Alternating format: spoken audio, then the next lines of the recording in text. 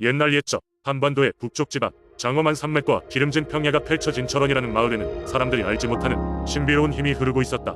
이곳에는 1000년도 넘게 전해 내려오는 민속신앙과 수많은 전설이 가득했는데 그중 가장 유명한 이야기는 바로 구미호와 관련된 것이었다. 이 지역에는 늘 사람들을 놀라게 하는 비현실적인 이야기가 돌곤 했는데 어느 날 그곳에 살던 한 젊은 농부 수민이 겪었던 일이었다. 수민은 대대로 농사를 짓는 집안의 장남으로 키가 크고 잘생긴 데다가 마음씨가 고와 주변 사람들에게 인기가 많았다. 그는 매일같이 들판에서 열심히 일하며 가축을 돌보고 농장을 가꾸었다. 어느 눈부신 가을날 수민은 산속 깊은 길을 따라 나무를 하러 갔다. 그런데 갑자기 길을 잃고 말았다. 초조한 마음에 두리번거리던 중 숲속에서 희미한 빛이 새어나오는 것을 보았다. 가까이 가보니 호숫가에는 짙은 안개가 자욱했고 안개 너머로 아름답게 빛나는 존재가 서 있었다. 그것은 다름 아닌 구미호, 즉 9개의 꼬리를 가진 여우였다. 구미호는 사람의 모습으로 변해 수민에게 다가와 조용히 말을 걸었다. 이곳에 어떻게 들어왔나요? 수민은 놀라 도망치려 했지만 그녀의 아름다운 눈망울에 이끌려 한동안 움직일 수가 없었다.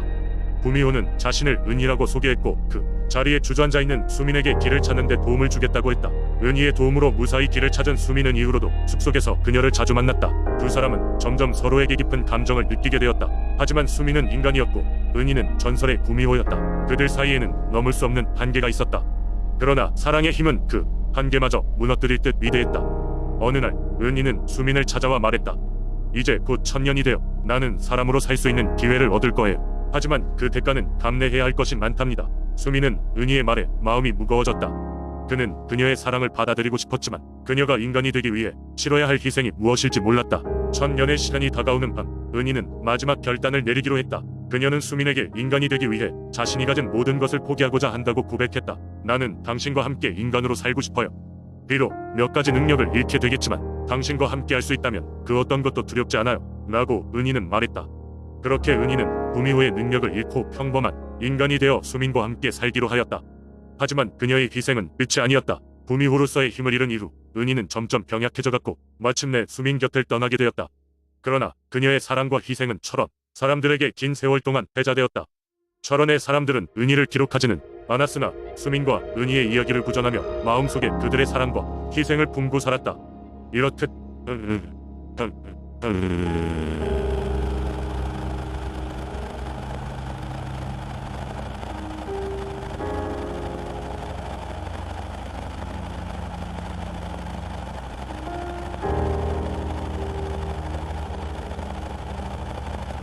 철원의 신비로운 산과 하늘 아래 사람들은 구미호 전설을 통해 사랑이란 무엇인지 그리고 그 사랑의 깊이에 대해 다시 한번 고민하게 되었다.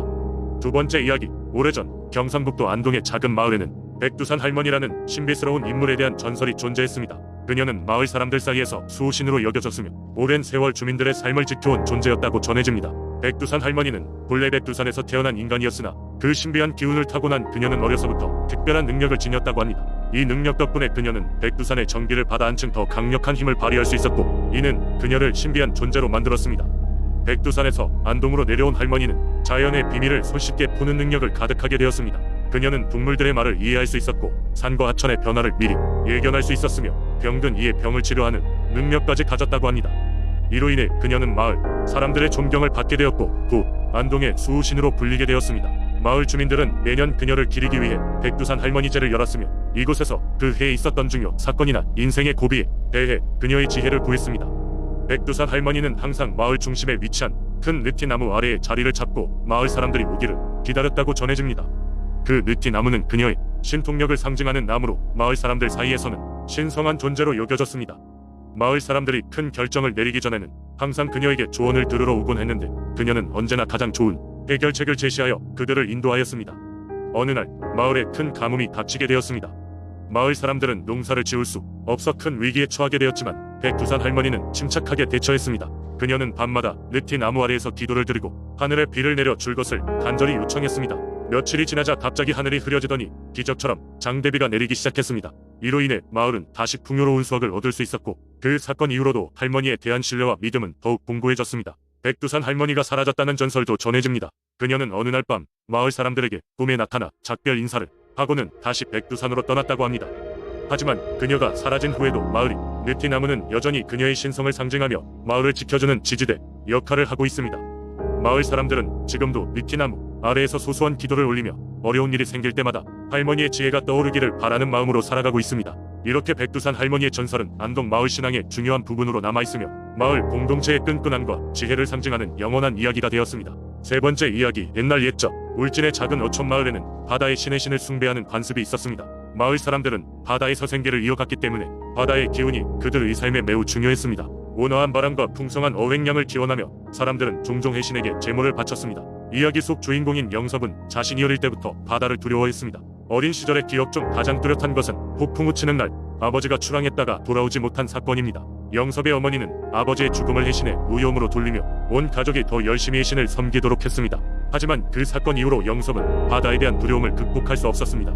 성년이 된 영섭은 마을의 전통을 따라 어부가 되어야 했지만 그는 항상 속 깊은 두려움 때문에 망설였습니다. 바다는 그에게 아버지를 앗아간 검고 깊은 존재로 느껴졌습니다. 그러나 가족을 부양해야 하는 책임감의 영섭은 결국 작고 낡은 배를 끌고 바다로 나가게 됩니다. 어느 날 바다에서 조업을 하던 영섭은 갑작스러운 폭풍에 휘말렸습니다. 거센 파도와 강풍에 수없이 기도를 올렸지만 바다는 마치 그의 목소리를 삼킨 듯 어떤 응답도 주지 않았습니다. 두려움에 떨며 배에 매달려 있던 영섭은 문득 자신이 바다 한가운데서 평소와는 다른 형체를 바라보고 있음을 깨달았습니다. 그는 눈을 비비며 그 형체를 확인했는데 그것은 해신의 형상이었습니다. 해신은 크고 위풍당당한 모습이었지만 그 눈빛에서는 따뜻함이 느껴졌습니다. 영섭은 크게 놀랐지만 해신은 잔잔한 목소리로 말을 걸어왔습니다. 젊은 어부여, 나는 너의 진심을 알고 있다. 두려운 마음과 사랑하는 가족을 위한 희생을 이해하며 나 또한 그리운 아버지를 여의었노라. 영섭은 해신의 말에 마음이 풀리기 시작했습니다. 해신은 계속해서 말했습니다. 너희 아버지를 데려간 것은 나의 본심이 아니었노라. 자연의 섭리에 따라 이루어진 것이란다. 이제 너에게 바다에 대한 두려움을 없애주리라. 단 나와의 약속이 필요하니라. 영섭은 떨리는 목소리로 약속의 내용을 물었습니다. 해신은 부드럽게 답했습니다. 내가 사랑하는 이들과 마을을 위해 바다를 존중하고 너희 아이들에게도 바다의 아름다움과 경외감을 전수하길 바라노라. 바다를 두려워하기만 해서는 바다와 하나 될 수 없노라. 영섭은 해신과의 약속을 맹세했습니다. 그리고 신기하게도 폭풍은 점점 잠잠해졌고 그는 안전하게 항구로 돌아올 수 있었습니다. 이후 영섭은 해신과의 약속을 지키며 바다의 부름을 두려움 없이 받아들이고 마을 사람들과 함께 풍요로운 삶을 살게 되었습니다. 이후로도 마을에서는 세대를 거쳐 해신에게 감사의 제물을 바치는 전통이 이어졌고 영섭의 이야기는 울진의 민속신앙 중 하나로 자리 잡게 되었습니다. 그의 후손들은 여전히 해신에 대한 약속을 기억하며 바다와 함께 살아갑니다. 네 번째 이야기, 옛날 옛적 한반도의 중심부에 위치한 조용하고 평화로운 고장 제천에는 신령과 인간이 공존하는 특별한 세계가 있었다. 이곳에는 제천의 수호신으로 불리는 청량신령이 살고 있었다. 청량신령은 자연의 이치와 사람들의 삶을 돌보는 역할을 맡고 있었으며 특히 곤경에 처한 자를 돕는 것을 자신의 중요한 임무로 여겼다. 여느 때와 다를 바 없이 평화로운 어느 날 마을에는 한기가 가득한 겨울이 찾아와 식량이 줄어들고 사람들은 굶주림에 지쳐갔다. 마을 원로들은 긴급히 모여 해결책을 논의하였지만 해결책을 찾지 못하고 있었다. 마을 사람들은 절망에 빠졌고 그때 갑작스럽게 푸른 깃털을 가진 작은 파랑새 한 마리가 날아들었다. 그 파랑새는 신령님의 전령으로 불리며 놀랍게도 사람의 말을 이해하고 대화를 나눌 수 있는 능력을 갖고 있었다. 파랑새는 마을 사람들에게 이러한 시련을 이겨낼 방법이 있음을 알려주었고 비밀스러운 의식을 통해 청량신령이 도움을 받을 수 있다고 말했다. 의식은 깊은 산속에 위치한 영험한 연못에서 열릴 예정이었다. 파랑새는 가장 맑고 깨끗한 풀잎들을 몇 가지 수집하라고 주문하였다. 마을 사람들은 낙담하지 않고 힘을 모아 산을 오르고 풀잎을 찾기 시작했다. 모든 준비가 끝난 후 그들은 파랑새를 따라 신령의 연못으로 향했다. 연못에 도착하자 하늘은 어두워지고 구름이 모여 강한 바람이 불기 시작했다. 사람들은 불안해하면서도 서로를 의지해 의식을 시작했다. 파랑새는 그들과 함께 신령의 이름을 부르고 경배적인 노래를 부르도록 이끌었다. 노래가 이어지자 연못 한가운데 커다란 물기둥이 서서히 솟아오르면서 신령이 출현했다. 청량신령은 자신을 부른 이유를 알고 있었다. 그의 신비로운 목소리는 바람을 타고 사람들에게 희망을 전했다. 신령은 이 마을이 어려움을 헤쳐나갈 강인한 마음을 갖고 있음을 칭찬하며 곡식이 풍년이 될 기회를 제공하겠다고 약속했다. 대신 사람들은 늘 자연을 존중하고 서로를 돌보겠다는 서약을 해야만 했다. 마을 사람들은 기쁜 마음으로 청량신령의 제안을 받아들이며 서로의 손을 맞잡고 서약의 의식을 치렀다. 그들이 약속을 마치자 신령의 모습은 서서히 사라졌고 하늘은 다시 맑고 고요한 상태로 돌아왔다. 그 이후로 제천 마을은 비옥하고 풍성한 보리밭과 더불어 평화로운 시기를 누릴 수 있었다. 제천 사람들은 매년 그 연못을 찾아가 자연의 고마움에 감사드리며 서로의 안녕을 기원하는 전통을 이어갔다. 그리고 파랑새는 지금도 간간히 마을에 나타나 청량신령의 뜻을 전하고자 하는 전령으로 여겨지고 있다. 이 이야기는 제천 사람들 사이에서 오랜 세월 동안 전해져 내려오며 서로 돕고 위하는 공동체의 정신을 기억하게 한다.